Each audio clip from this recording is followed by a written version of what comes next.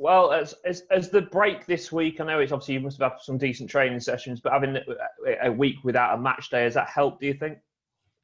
Yeah, I think so. I mean, at the minute we don't mind playing Saturday, Tuesday because we're winning and doing well. But it's always good when you've had a bit of a blast of games to get, have a second to regroup and get some training done on the pitch.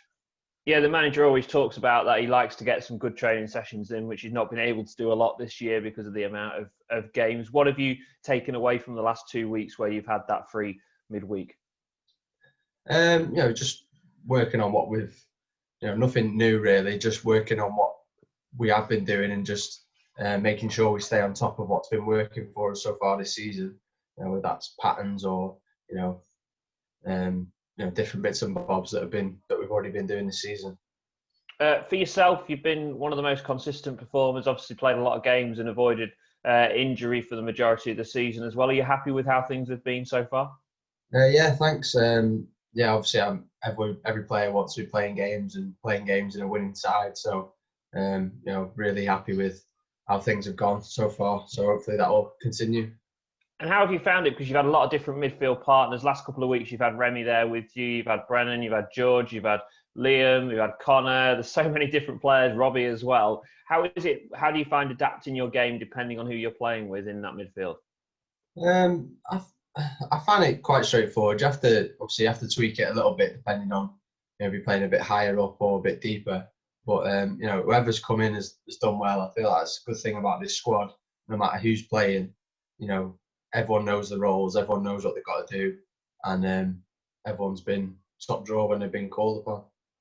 When I spoke to Alex Palmer just before Christmas, I was talking to him about the fact he was in a successful team last year, and does he see the similarities between his team last year and obviously Lincoln this year? Are you seeing that as well with your experience?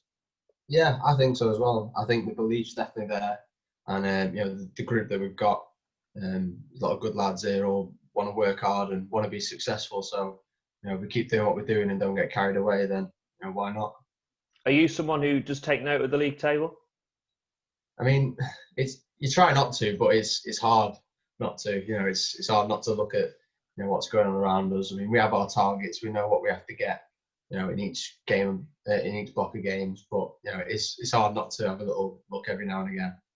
And do you think that teams will maybe start to take Lincoln a little more seriously? Because there's some teams who, after a month or two, fall away after a great start. But for yourselves, you've remained up there throughout. Yeah, I mean, there's I don't know what other teams are thinking of us, but you'd like to think that they're taking us seriously now.